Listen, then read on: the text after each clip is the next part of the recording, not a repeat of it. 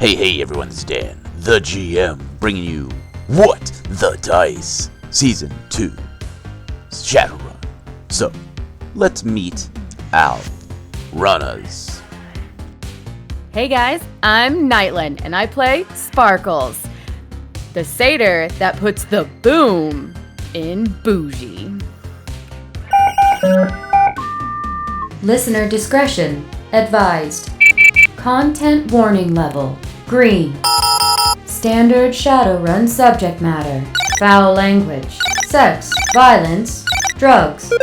For all of our content warning, none of these subjects go into graphic detail, but it is involved in the story of the episode.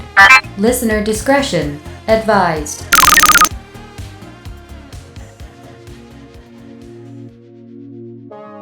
As the camera fades in, we find ourselves sitting on a rooftop. Sniper rifle in hand, we look down at the intersection. Our team is scattered throughout this area. The goal is simple: take out the tires, grab the hard drive, and run. Keep casualties to a minimum. Collateral damage doesn't matter. We peer through the scope, watching where a car should land when it stops. We know the make, we know the model, and unfortunately, we think we know who the driver is. As we sit and wait, we think back on everything.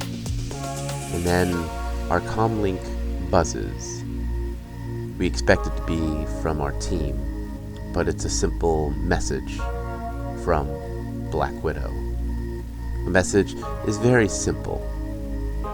Just a set of coordinates, and that's it. No time, no nothing.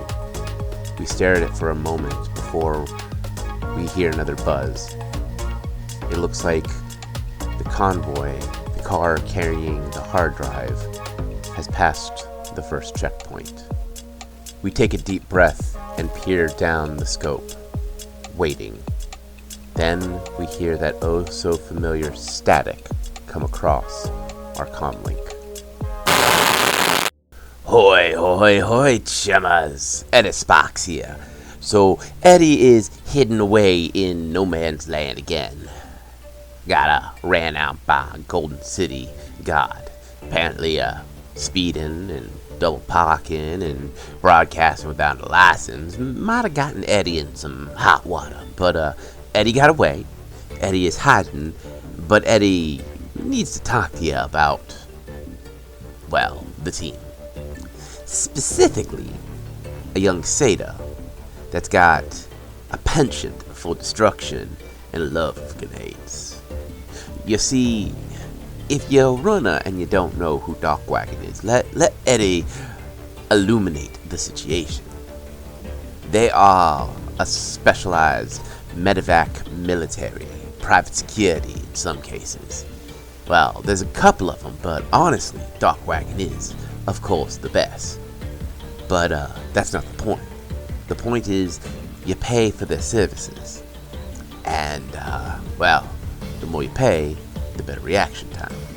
And, well, let's just say Sparkles has got herself some platinum level VIP treatment. VTOL, armed guards, and a beeline straight to the best hospital in the Golden City. So, wonder if she survived. Well, trauma patch didn't work, so she didn't bleed out. But, let's go catch up with her, see what's going down in Golden City in general.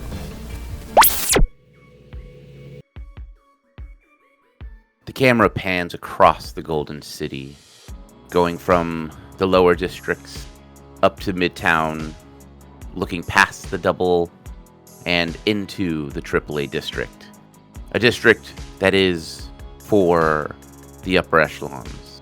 There is the Golden City Tower. There is the massive club and hotel known as Dante's in Heaven. Then we see Golden City General, a gleaming white building in the heart of the AAA district, home of the medevac teams, especially Darkwagon. We feel the camera zoom into a single window near the top floor. Inside, we hear the normal gambit of sounds we would hear in a hospital room. The monitoring system's beeping, the sounds of commotion outside. As the private room door slowly creeps open, we see an elf dressed in a doctor's lab coat, in their hand a tablet as they are scrolling through a couple of things. The doctor stops, adjusts his glasses, and looks down at the bed, where we see a satyr. Sparkles, would you like to describe yourself? So, outside Sparkle's gear is a very different looking person, and it's by design.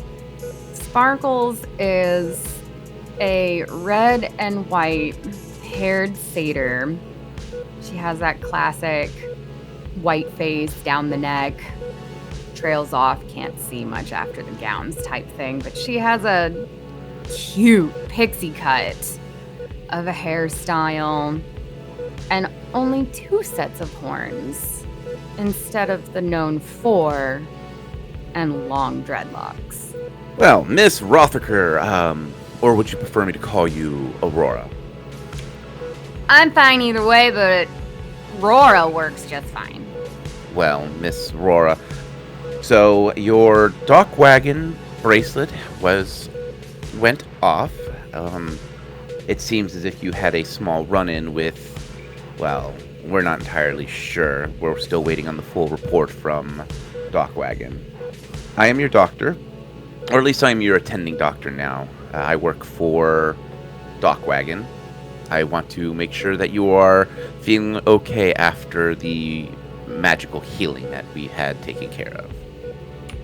Sparkles would look down at her body. I mean, obviously it looks healed now, or I'm guessing fine, and she'd just be like, I'm assuming some tenderness is normal, but other than that, I feel fine.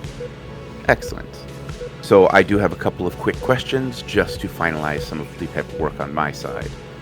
We did find you with a very large naga wrapped over you. According to the team that extracted you, they were not considered hostile. It looked like they were shielding you from possible gunfire. Do you remember what happened before your bracelet went off? The Naga is a close friend of mine. Her name's Taipan. So she was most definitely probably trying to protect me. I don't remember anything that happened after I got shot, but we were down at the docks, kind of, sightseeing. We wanted to go see the thing in the tank. And so we were in there looking at cool sight, and then these guys busted in, and then the next thing I know, I was in the ground. The doctor stares at you for a long, long moment. You can tell just by looking at him, he knows you're lying. He has been around the block a couple of times. He has probably met his fair share of runners or people who do things for me feeds and things like that. Mm-hmm. He just nods. Well, I am not one to judge what someone does on their time off, but as a rule of thumb, I would usually suggest staying away from being shot. It is not usually good for your health. Yeah, kind of hurts too. I'll make sure to avoid it in the future. So, there is a Mr. Jeeves that is en route to speak to you and I believe pick you up. He is on your emergency contact list, so I do have a ETA of about 5 minutes. Sparkles would be trying to keep the straightest of faces and not freak out, and would just be like, awesome, that is our house butler. Excellent. Well, he shall be here soon, and we will send him in directly. All of your equipment will be returned to him as it is heavily damaged. Just go ahead and relax. If you would like, I can give you some light sedatives to at least help with the anxiousness that we were detecting while you were under mage supervision. I was anxious when I was unconscious? Yes, it's actually quite normal if you are not used to magical healing of that degree. Oh. Well, that's kind of cool. He nods. He hands you a glass of water and nods and hands you what looks like just some low dose, basically just Xanax, like helps you kind of relax. Yeah, no, Sparkles will just leave them. She ain't taking no Xanax right now. Not with Jeeves coming. Well, there is about 5 minutes where you are sitting, listening to the machinery around you. Oh no, she's just going to be like, crap. What believable lie am I going to come up with? You watch the clock and it ticks past 5 minutes, 6 minutes, 7 minutes, and then you start hearing squeaking wheel of one of those wire mesh carts. You know, the ones that every hospital has. It's wire mesh, and it has that one frackin' squeaky wheel that always seems to be there. Yeah. The door slowly opens, and this cart rolls in, and right behind it, a dwarf. He is dressed in a black suit with this dark blue, almost sapphire dress shirt underneath that is collarless. His beard is freshly brushed. Looks like a little on the gray side. He slowly, the door behind him. Miss Aurora, how are you feeling? Tender but good? Jeeves slowly nods as he begins to uncover what's in the grated cart thing. So, I have a couple of questions, and, He slowly picks up the helmet. I was curious what's going on with the helmet. Oh, it was for cosplay. Interesting. Didn't know you were into that sort of thing. Seems as if Silver might be branching you out. So, Oh, it wasn't with Silver. It was with Taipan, my friend. The Naga? I see. I was trying something new. That's what everybody always says. It's more her thing than mine. Interesting. But I figured I'd be nice. Interesting.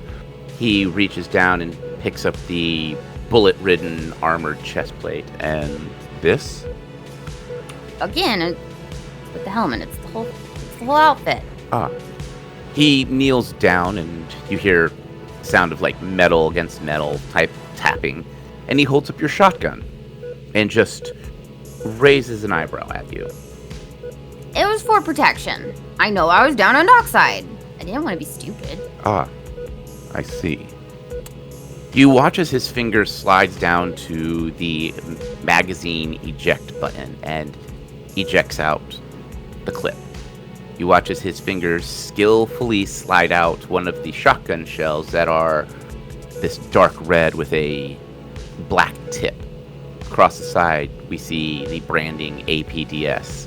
And he holds it up and looks at you with this look. She'll awkwardly stare back at him. In reality, it's probably like 5 seconds. But it feels like 5 minutes before she goes, "Make it count?" We watch as Jeeves just smirks. Like, that... I don't think she has ever seen Jeeves have this smirk. Probably not. It is not the smile she is used to, this pleasant, professional smile. This is that smirk of he knows something.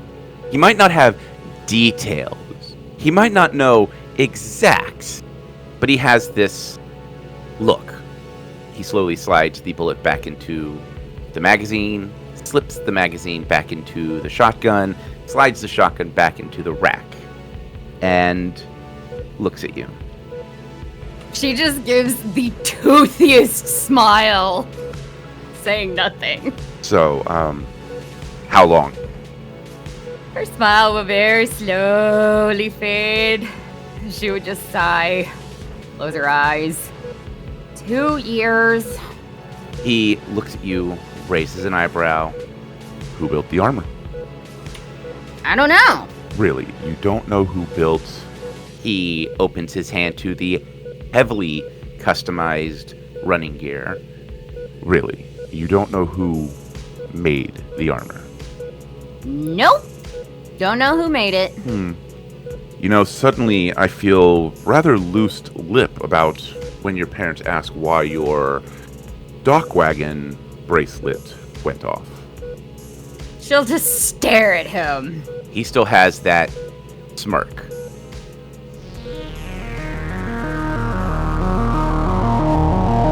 Hey everyone, this is Dan, the GM, bringing you the mid-roll.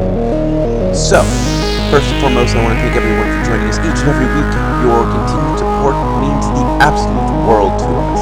Speaking of support, if you head on over to patreon.com/whatthedice, you can help support us even further. For those who join us on Patreon, we have all sorts of cool things going on. You get an entire month of releases in one shot, as well as when we get the chance to release art, we do, as well as some other projects we have on the side. For those who are also on our Patreon, we give shout-outs. So our shout-outs for this month: Antona, A-Relic, Lady Lumi, Ethan, and the Arcology Podcast, thank you so much for your continued support. For our shout-out of the month, I want to call out Blizzards and Locations. They are a YouTube show, TTRPG. They are a lot of fun. I've started to watch them recently again, and they are a lot of fun to listen to. If you want to check them out, you can head on over to our descriptions, and you'll find the link to everything that they've got. That is all I've got for today. Thank you all so much, and I will let you get back to the episode. Remember, my friends, may the dice gods bless your every roll.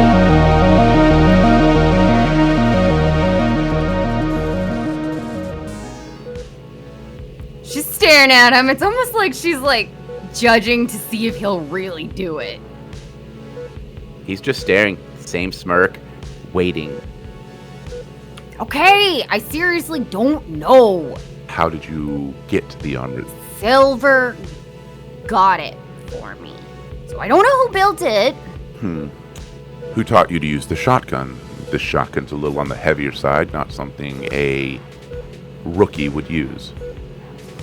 She would just look at him with this really?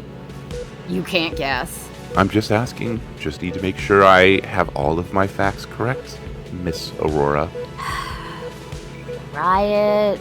Oh, okay. So, your boyfriend does what for a living? You know, for all the times you've brought him over for dinner, and we've noticed that his occupation has never come up in conversation.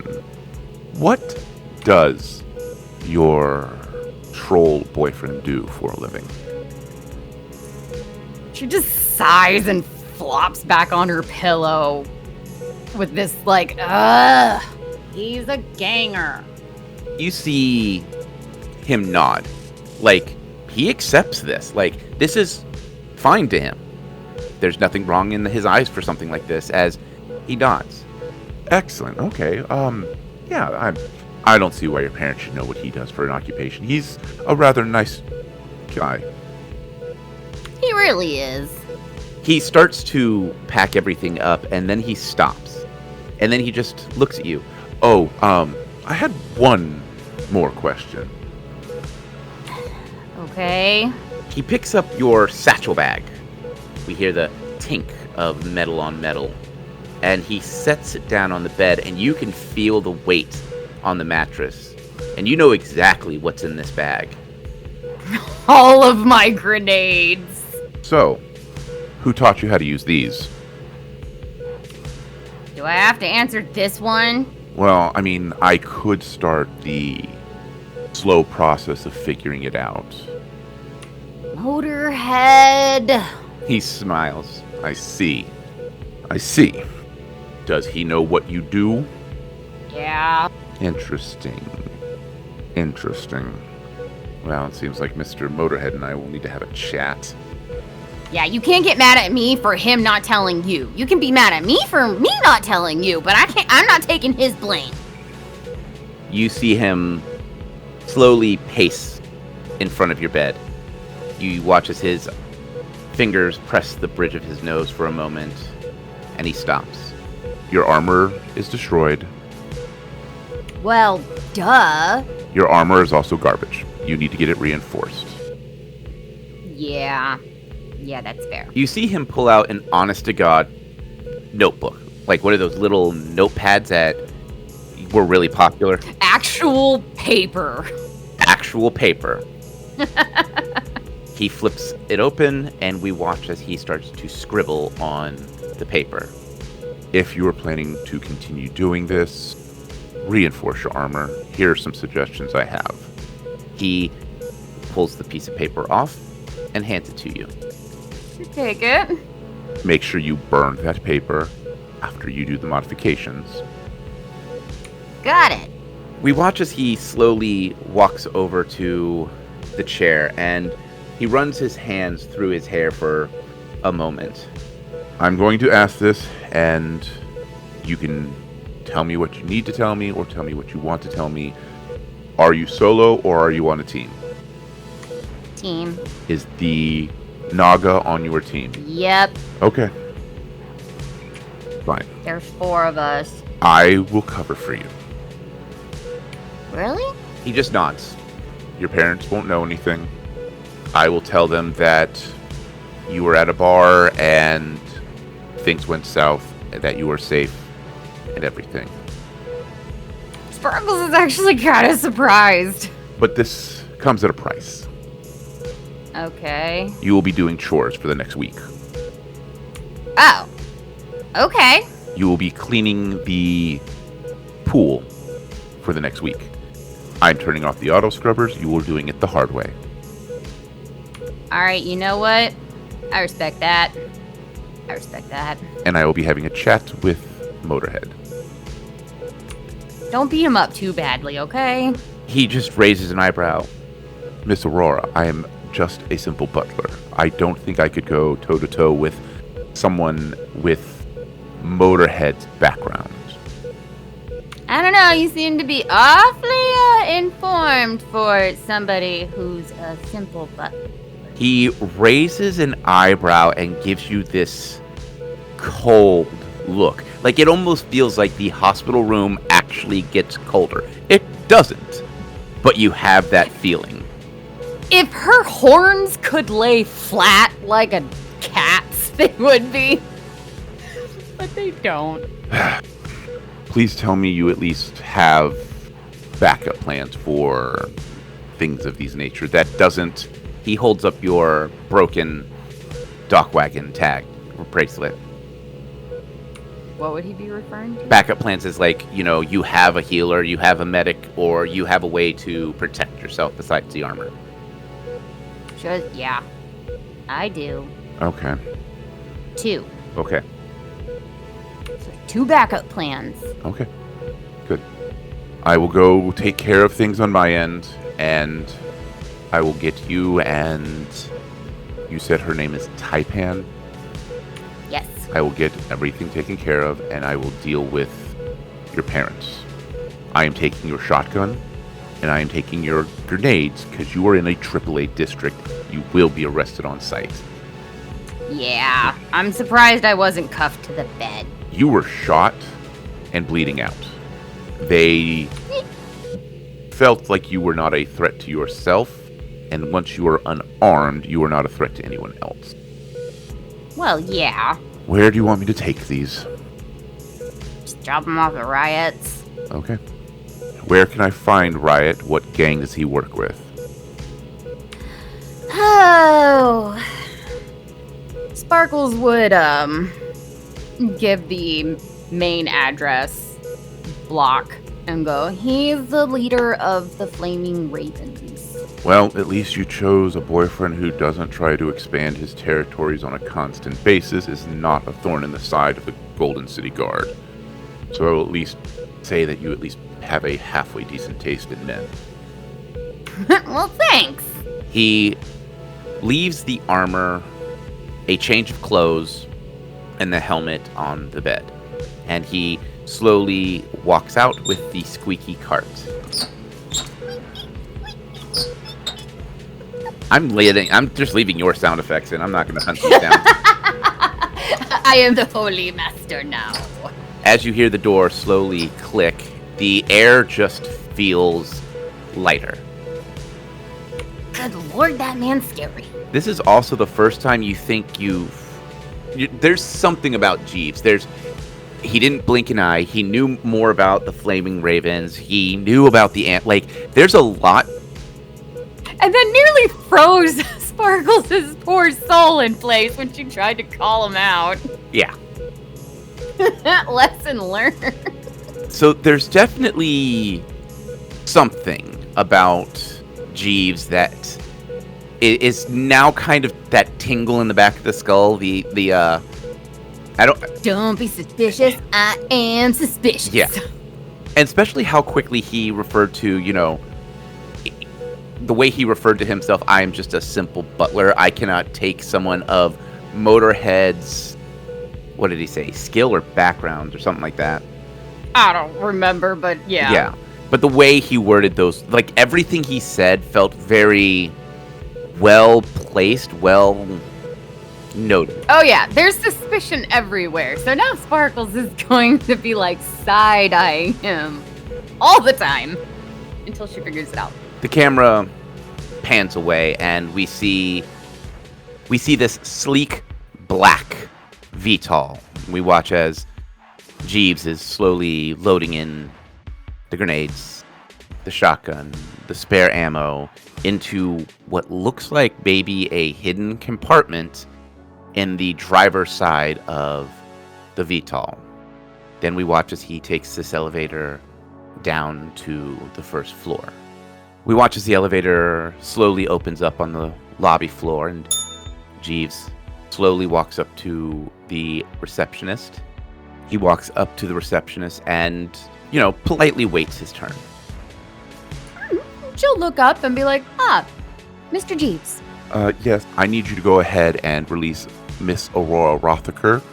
She is doing fine, and I have already spoken to her parents about getting her released. She will need a replacement bracelet, as well as I need the release of the Naga. I believe her name is Taipan. Yes, absolutely, Mr. Jeeves. Let me just get these few things going for you. I would also like to have the notation of her arrival and the reason why expunged. I'm afraid I can't do that, Mr. Jeeves. I see. Well, just go ahead and have her released with her friend. They will not need transport. They have transport hopefully on their way. They have I believe they have a cosplaying thing that they're going to. You know how these young children are, always going out doing some partying in some weird place. Yes, and the strange outfits. Indeed. Yes. We are familiar with cosplayers. He gives this creepily friendly smile, signs the paperwork, and he turns his back and walks off. He just flips open his comm link that is black, stepping out into a call zone that has a noise dampener around. He dials in a couple of quick numbers to someone, and that friendly face fades away to this cold, serious tone. Across town, in a nice, safe house, decked out with all the newest technology, we see a female Decker. We see a Nertaki jacked into the Matrix, her hands lightly twitching, as her top set are crossed, her bottom fingers are just lightly twitching as she is moving through the Matrix. In the Matrix, we see her comm beep. The name Glacier comes across the screen. Ooh, Glacier baby. What do I have the honor? Lotus, this is not a personal call. I have a job that requires your very unique set of skills. Oh, so serious. All right. I'm down here at Golden City General, and there is a couple of problems I need dealt with that they refuse to deal with the way I want it dealt with. Trying to get around some laws?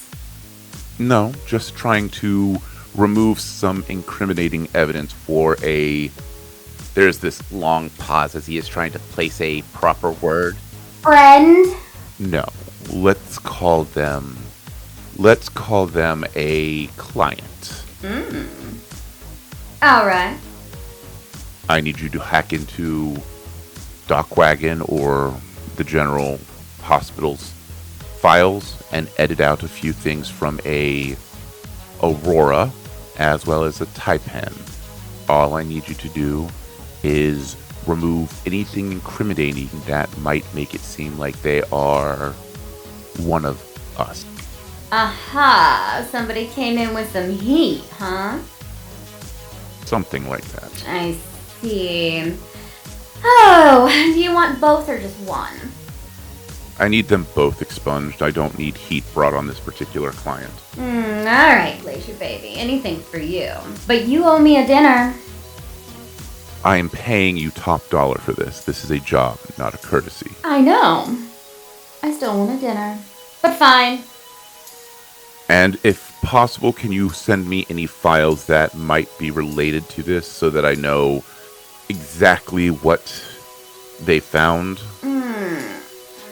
Well, there was some Humanist guys that came in at about the same time at another hospital. Really? Mm-hmm. Come from the same location? Dockside. They were picked up in a standard ambulance. Nothing fancy like a, dock wagon bracelet. I'm also paying for silence on this. Of course. That comes with the standard charge of any of my work. You know that. Just making it clear, I know how Deckers are.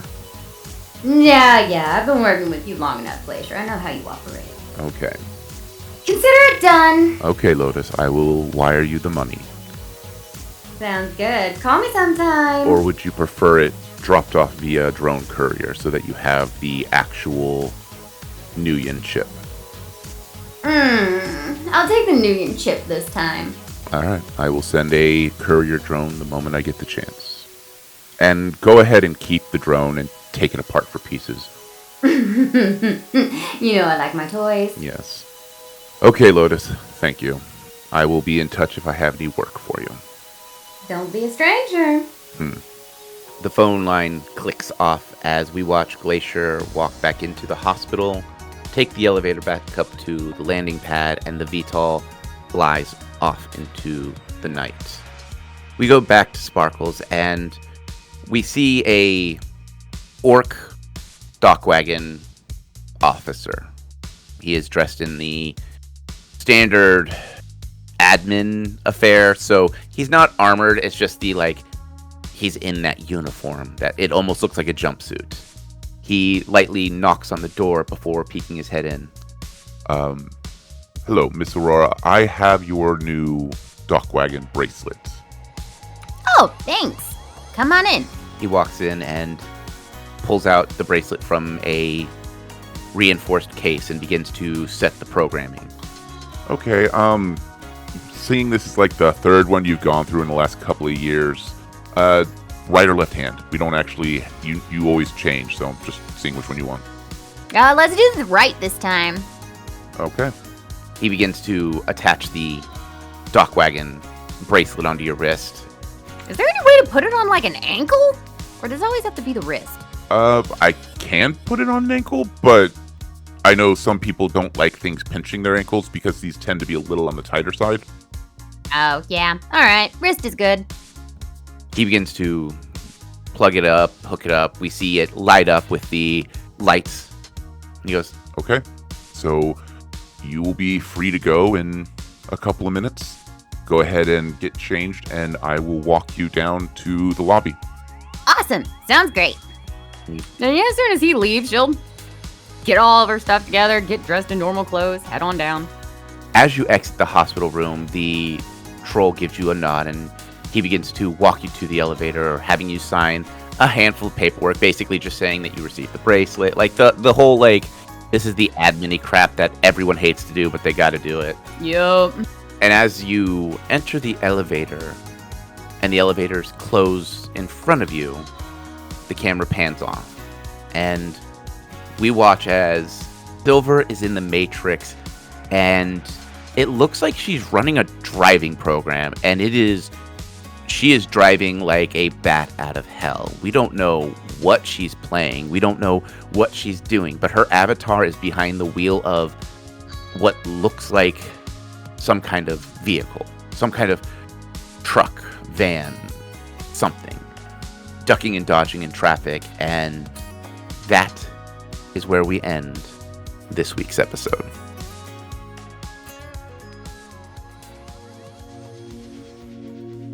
The camera fades in, and we can still see down the scope. We are waiting. We watch as the small Ameristar, this rental car, slowly pulls up to this stoplight.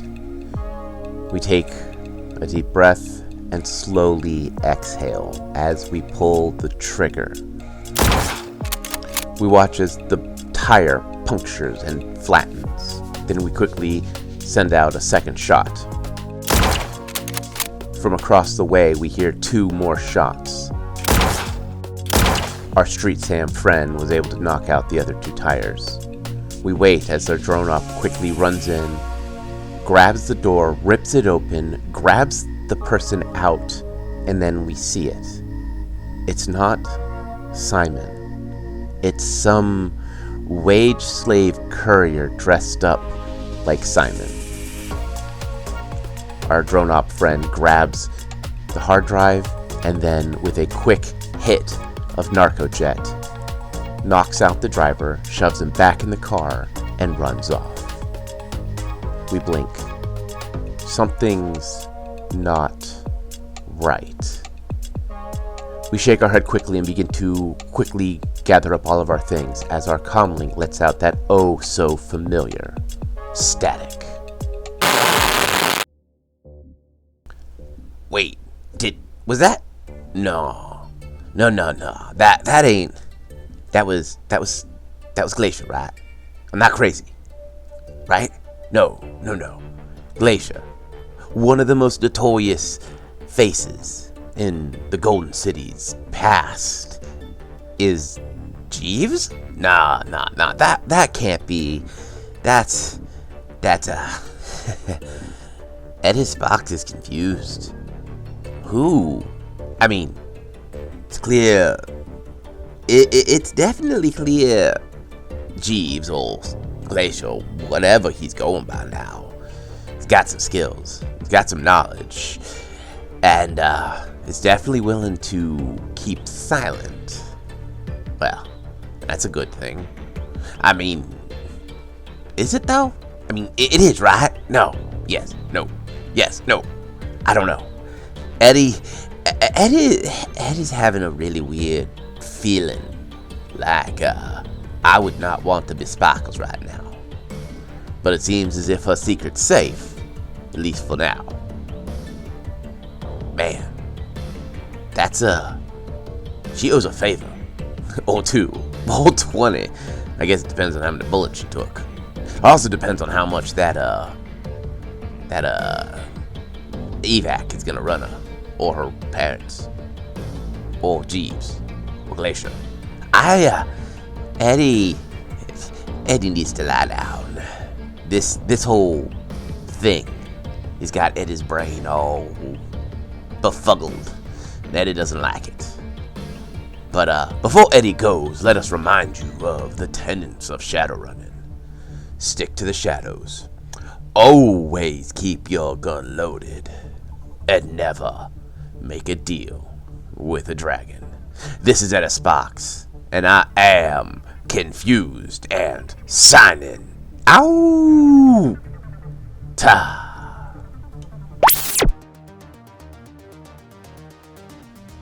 Hey everyone, Nightland here, co-creator of What the Dice, and player of Sparkles for Season 2, to do some thank yous here at the end of our episode.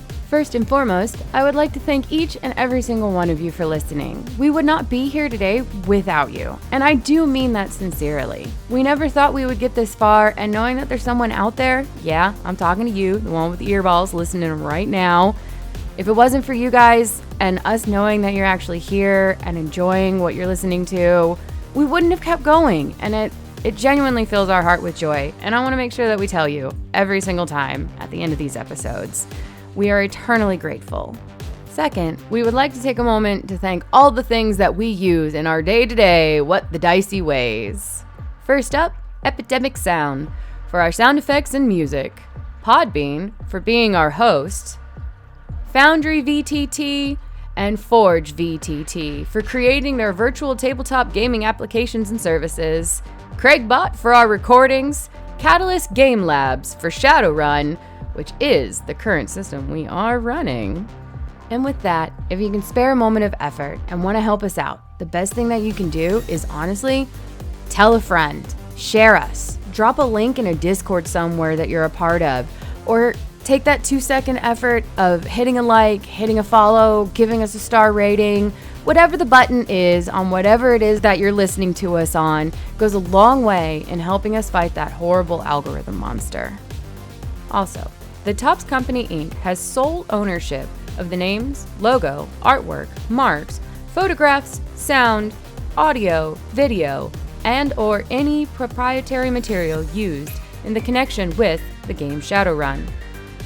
The Topps Company Inc. has granted permission to What the Dice to use such names, logos, artwork, marks, and or any proprietary material for the promotional and informational purposes on its website, but does not endorse and is not affiliated with What the Dice in any official capacity whatsoever.